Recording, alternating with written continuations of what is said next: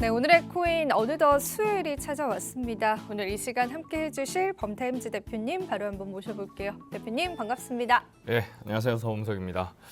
근데 요즘은 좋아하는 요일이 바뀌었습니까? 그냥 수요일이 제일 좋다 하다가 아니 그 멘트가 사실 조금 식상하실 것 같아가지고 계속 할까요? 네. 의기소침하고 있었는데. 수요일 가장 좋습니다. 네. 오늘 이발하고 오셨네요? 네, 그래서 좀 잘 보일까 싶어서 어제 미용실을 갔다가 또 중요한 게 있죠. 네. 미용실 가면 미용실 중요한 지표 중에 하나, 미용실 지표. 그죠. 거기서 또 원장님께서 먼저 물어보시더라고요. 요즘 비트코인 시장이 좀 좋은 것 같던데 어떠냐? 그래서 지금 분위기가 일단 인간 지표, 미용실 지표로 미용실 따져봤을 지표 때는 중요하죠. 상당히 좋은 분위기인 것 같다. 그래서 이제 어떤 것 때문에 이렇게 분위기가 좋은 걸로 이제 나오는지를 한번 빅 플레이어들 있죠. 저도 가끔 저희 이제 분장쌤에게 여쭤봅니다. 요즘 비트코인 어떻게 보냐고. 딱 그 반응에 따라서 저도 인간 지표다라고 생각을 하고 그렇죠. 있거든요. 상당히 중요한 지표 중에 미용실 하나고. 지표. 네, 새로운 인간 지표였습니다. 근데 그렇죠. 사실은 뭐 ETF 때문이겠죠. 그런 이슈들이 있으니까. 예. 근데 이 이슈들을 이제 대표님은 어떤 시각으로 바라보시는지 또 궁금하기도 하고 예. 오늘 그럼 어떤 내용들 준비했을까요? 아니, 지금 대표님? 최근에 너무 이제 뭐 호재라고 불릴 만한 얘기들이 너무 많아서 맞아요. 네. 이게 또 그냥 단편적으로 보면은 별로 큰 의미를 부여할 수 없을 수도 있는데 이걸 딱 모아놓고 보면 또 엄청난 그 힘을 또 느낄 수가 있거든요. 그래서 오늘은 이제 빅 플레이어들, 이제 뭐 미국의 금융기관 그리고 각국들은 어떻게 준비를 하고 있는지를 네. 한번 준비를 해봤습니다. 네, 오늘 주제도 흥미로울 것 같습니다. 지금 이 시점에서 꼭 필요한 정보들 저희가 집어드리도록 하겠습니다. 자, 범타임즈의 NFT 리포트 오늘 첫 번째 주제는요. 비트코인 현물 ETF 러쉬, 가격 상승이 계속될까요? 네, 이 부분에 관해서 오늘 짚어드리겠습니다. 네, 지금 비트코인이 35,500달러 선을 터치해주고 있습니다. 뭐 30,000달러 선 무난하게 또 어느 정도 지지를 해주고 있다 이런 인식들도 있긴 한데 자, 일단 현물 ETF에 관해서 좀 너도나도 신청을 하기도 했었고 제가 뉴스에서도 전해드렸지만 간밤에는 또 이제 피델리티의 신청이 곧 있을 것이다라는 소식까지 전해지고 있는데 자, 어떻게 대표님께서는 바라보시는지 한번 분석을 바로 한번 들어보겠습니다. 예, 일단 뭐 피델리티 같은 경우에 아까 브리핑을 해주셨는데 네. 사실 블랙록이 나왔을 때부터 소문이 돌았었죠. 맞아요, 피델리티도 하는 거 아닌가 뭐 소문이 돌았었는데 아니나 다를까. 그렇죠. 아니나 다를까 했고 저는 자료에서 뺐는데 아니나 다를까 브리핑 해주셔서 네. 뭔가 통한다 네. 말씀드리고 그래서 일단 이제 호재들을 한번 보실 텐데요. 일단 최근에 이제 가장 큰 호재라고 하면 파월이죠. 뭐 연준아 뭐죠? 그때 뭐라고 그랬죠? 한창 금리를 오르고 있을 때 연준아 너 때문이야라고 이제 얘기를 하면서 금리 인상에 대해서 이제 상당히 이제 거시 경제가 안 좋은 부분들을 얘기했었는데 최근에 또 이제 물론 금리가 동결됐지만 최근 발표에서 연내에 한 2번 정도 더 올릴 것 같다. 이런 이제 안 좋은 이제 발표를 하기도 했었는데 더 올릴 것 같다기보다 이제 그 연준 위원들이 이제 그런 의견들이 다수다 정도로 얘기를 했었죠. 그런 얘기가 있었고 또 하나는 암호화폐에 대해서 이제 화폐의 지위가 있는 것 같다라고 이제 인정하는 것 같은 뉘앙스의 발언을 했습니다. 그래서 이제 뭐 거시 경제는 계속 안 좋았었고 거기에다가 이제 암호화폐에 대해서 이제 인정하는 발언을 하니까 약효가 좀 병보다는 약효가 좀 더 센 게 아닌가 뭐 이런 생각이 듭니다. 그래서 좋았고 바로 이제 메이저 경제지에서 컬럼이 올라왔는데 이제 파월 말을 인용하면서 이제 비트코인 51만 달러 갈 수 있을까라고 이제 라는 제목의 칼럼이 올라왔습니다. 메이저 경제지인데요. 일단 내용은 사실은 별로 좋은 내용은 아닌데 일단 이런 라인 그 헤드라인들이 헤드 메시지들이 많으면 일단 좋다고 보는데 일단 여기서 왜 갑자기 51만 달러일까라고 생각할 수 있을 것 같아요. 보시면 우리가 이제 또 놓칠 수 없는 네. 그렇죠. 돈나무 언니 나무 언니. 예. 네. 그 안 볼 수가 없는데 21년 12월 달에 이런 얘기를 했었습니다. 기관들이 포트폴리오를 5% 정도만 이제 갖고 가더라도 비트코인 50만 달러까지 갈 거다. 지금 뭐 4천만 원 수준인데 이제 3만 불 정도인데 50만 달러니까 10배 이상이죠. 갈 거다라고 했고 최근에는 또 이런 말도 했습니다. 작년 말에는 사실 이제 하락이 완전 한복판 뭐 너무 이제 안 좋은 시점이었는데 22년 11월 달에 그때는 더 세게 지릅니다. 2030년 100만 달러까지 간다. 뭐 이런 이제 얘기를 해서 이제 칼럼에 이제 그런 이제 50만 달러 얘기가 나오면 아 캐시우드가 했던 얘기구나. 기관 이제 포트폴리오 얘기였구나 얘기고. 지금 이제 기관 얘기를 다시 봐야 되는 이유는 그거죠. ETF를 이제 계속 하고 있기 때문에. 그래서 지금 또 이제 헤드라인인데요. 이제 이제 비트코인 그러니까 크립토 매거진 말고 이제 메이저 경제지의 이제 헤드라인 중에 하나인데 지금이라도 비트코인 살까? 뭐 이런 이제 헤드로 볼 수 있는 지표가 있더라고요. 있죠. 네. 이제 긍정적인 얘기들이 많이 나오는데 이 질문에 대해서 마이클 세일러죠. 네. 마이클 세일러가 바로 화답을 하듯이 트위터에 올립니다. 그럼 복잡하게 많이 길게 썼어요. 길게 썼지만 한마디로 줄이면 비트코인 왜 안 사? 뭐 이런 얘기인데 지금 대통령 후보도 그렇고 뭐 입법자, 자금 관리자 뭐 등등등 많은 이제 뭐 많은 뭐랄까요 부서에 있는 사람들이 이제 다 이제 비트코인을 이제 다 이제 긍정적인 신호가 오고 있다. 뭐 근데 이런 여기서 얘기를 하고 있죠. 또 이제 나눠보고 싶은 이야기가 사실 캐시우드 이야기가 좀 눈에 띄거든요. 기관 자금의 5%만 들어와도 시장이 굉장히 좀 활기가 돌 것이다라는 부분들이 사실 이 암호화폐 비트코인 같은 경우엔 자산이 제한적이다 보니까 기관 자금이 들어왔을 때 또 그런 쟁탈 경쟁이라고 해야 되나 그런 버프를 또 받게 되지 않을까 그런 생각도 드는데 그 부분은 어떻게 생각하세요? 어떤 의미죠? 그러니까 정확히? 기관 죄송해요. 자금 또 예. 개인의 자금들이 예. 이제 서로 또 비트코인을 차지하려고 하는 그런 자금 싸움이라고 해야 되나 그런 자산을 가지려고 하는 싸움들 때문에 뭐 추가적으로 가격 상승이 일어날 수 있다라는 부분들 자원이 그러니까 한정이 되어 있기 때문에 네. 네, 좋은 지적이신데 일단 이제 기관 얘기를 하면은 일단 제도권 편입이 때문에 이제 심리적으로 안정감을 얻는다라는 부분이 하나 있을 수가 네. 있고 또 한 부분은 이제 저는 이렇게 표현하고 싶습니다. 강에 댐이 있는데 지금까지는 이제 비가 내리지 않아서 유량도 말라 있는 상황에서 댐 수문까지 닫혀 있는 상황이었다면 앞으로 이제 기관 뭐 이런 제도권 편입이 되면은 이제 수문은 열린다. 수문이 열리고 그 다음에 이제 거시 경제가 좋아지면 유량까지 늘어날 거다라는 측면이 있는데 그 이제 거시 경제뿐만 아니라 지금 기관 이제 제도권 측면에서 기관들이 되면서 제도권이 되면 이제 수문이 열리는과 동시에 기관 자금이 투입되면서 당연히 그 유량이 늘어나게 되는 거죠. 그러면 상당히 좋은 거고 또 다시 이제 이게 뭐랄까요 선순환 구조로 기관 자금이 많이 투입되면 그만큼 개인 자금들도 더 투입이 될 수 있으니까 있고 그렇게 해서 가격이 올라갈 수 있다는 거죠. 있다라고 보는 거죠.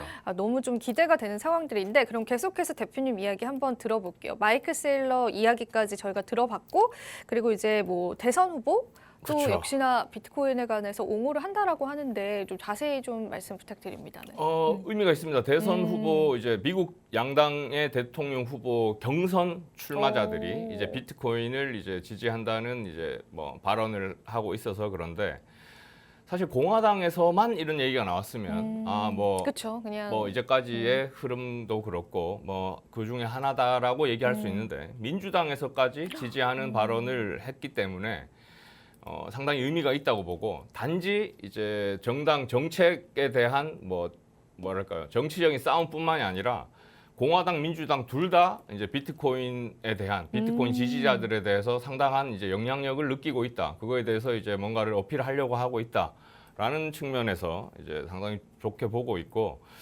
그래서 이제 마이클 세일러도 첫 번째로 그 대통령 후보자를 꼽았었죠. 아까 트위터에서. 그래서 이제 상당히 의미가 있다고 보고 지금 이제 ETF에 대해서 이제 쭉 말씀을 드릴 텐데 지금까지 이제 최근에 신청 러시에 대해서 말씀드릴 텐데 지난주에는 블랙록에 대해서 말씀을 드렸었고 그래서 우리를 구할 수 있을까라고 이제 질문을 던졌었는데 지금 구하고 있는 것 같죠 지금?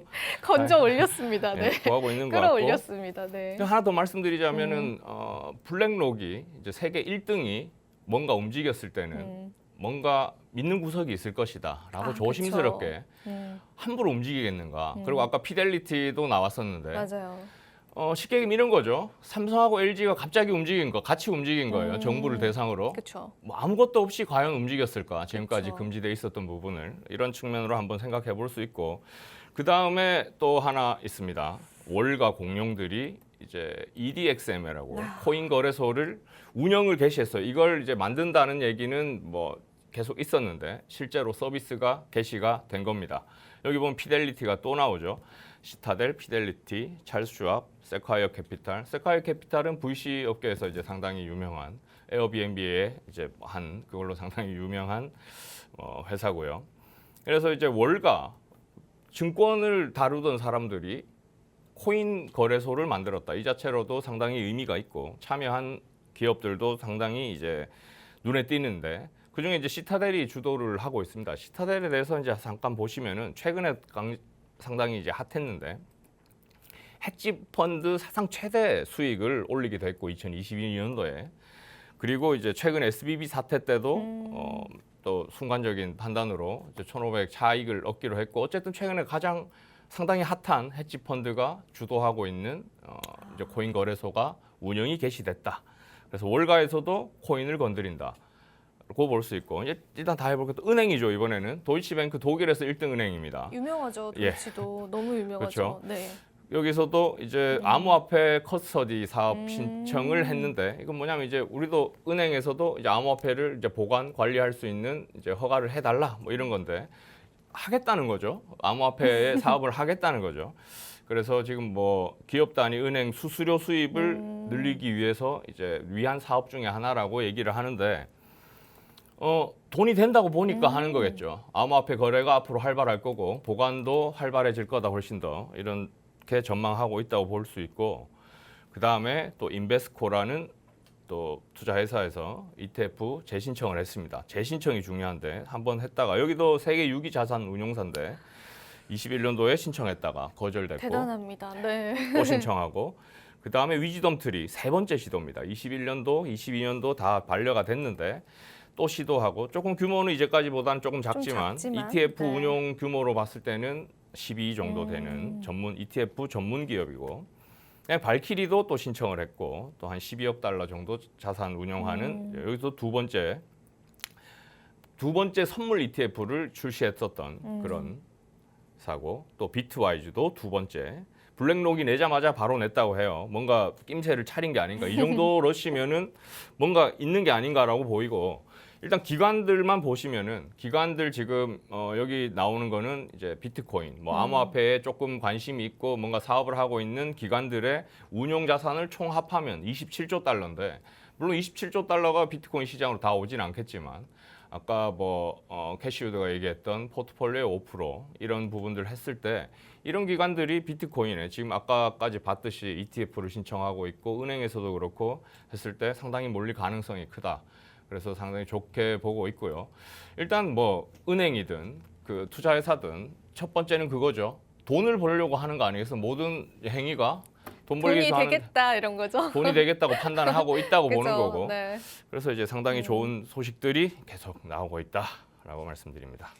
네, 계속된 호재가 우리 시장에 나오고 있죠. 저희가 시간 관계상 이 두 번째 주제 바로 넘어가 보면서 추가적인 내용 해보겠습니다. 자, 범타임즈 NFT 리포트 오늘 두 번째 주제는요. 영국의 CBDC 개발 합류, 비트코인에 미칠 영향이 있을까요? 네, 사실 CBDC에 관해서는 비트코인의 호재다 혹은 악재다 이렇게 의견이 좀 갈리고 있습니다. 그래서 맞습니다. 어떤 부분을 우리가 짚어봐야 되는지 대표님께 바로 한번 이야기 들어보겠습니다. 예, 지금까지 이제 빅 플레이어들 봤죠. 기관, 뭐 그렇죠. 은행 봤는데 진짜 빅 플레이어가 나옵니다. 국가죠 이번에는. 네, 맞아요. 국가에 대해서 살펴보자면은 지금 최근에 이제 영란은행, 영국의 중앙은행이 이제 CBDC를 공식적으로 추진하겠다.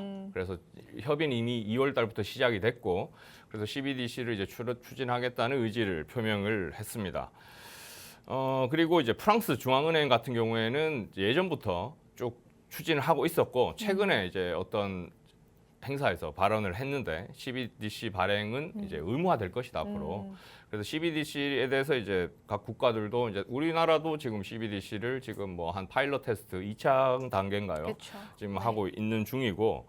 그래서 전체적으로 보시면 지금 이제 전체 CBDC 추진 현황을 보실 수 있는데 초록색이 지금 파일럿 테스트를 하고 있는 부분이고 이제 뭐 이미 론칭을 한 부분이 11개 국가가 있습니다. 지금 보라색 부분인데 지금 그래서 지금 꼭 이제 얘기를 해봐야 될 게 뭐냐면은 지금 114개국이 CBDC 발행을 검토하고 있는데 GDP로 따지면 전체의 95%라고 합니다. 그래서 뭐 거의 거의 뭐 전체가 CBDC를 준비하고 있다고 봐야 되는데 여기서 이제 우리가 생각해봐야 될 건 아까 말씀하셨듯이 호재냐 악재냐 그렇죠. 간단히 모르겠어요. 얘기하면 그렇죠. 어렵죠. 어려운 문제고 저는 일단 이렇게 생각합니다. 지금 아까도 광물이었는데 지금 원래 기존 블록체인 시장에서는 이제 뭐 비트코인 색깔 주황색이니까 네. 주황색 광물이 흐르고 있었는데 CBDC가 도입되게 되면은 다른 색깔 물이 함유하게 되는 겁니다. 그러니까 유량 자체는 커지는데 과연 이 유량 커진 게 기존의 주황색 색깔을 없앨 정도로 덮어버릴 것인지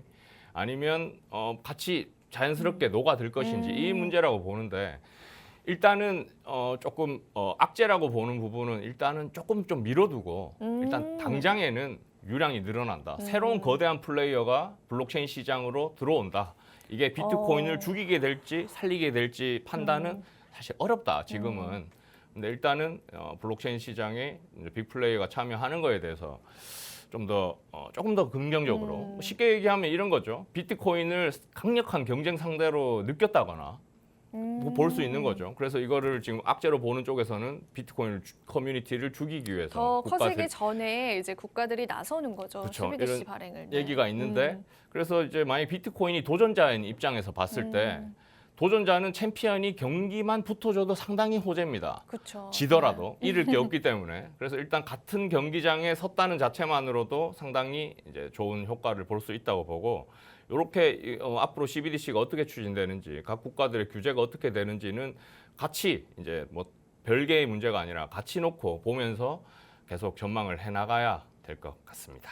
네, CBDC에 관한 이야기들 계속 지켜봐야 될 것 같고요. 뭐 CBDC는 전 세계적으로 추진되고 있는 추세이긴 하지만 사실 뭐 어떤 보안성의 문제라든지 뭐 인간의 프라이버시 문제들도 좀 제기가 되고 있는 만큼 비트코인과 비교해서 어떤 이점들이 있는지도 우리가 한 번쯤은 생각해봐야 할 이슈인 것 같습니다. 자, 오늘 ETF 이야기부터 CBDC 이야기까지 이제 전반적인 시장에 관한 호재들 좀 짚어주셨는데 오늘은 저희가 여기서 마무리해보도록 하겠습니다. 투자 고지 드리도록 할게요. 본 방송에서 제공하는 정보는 투자 판단에 대한 조언일 뿐입니다. 가치 판단과 상승 하락을 보장하고 있진 않다는 점 다시 한번 유의 부탁드리고요. 저희는 내일 이 시간 다시 찾아뵙도록 하겠습니다. 오늘도 시청해주신 여러분 고맙습니다.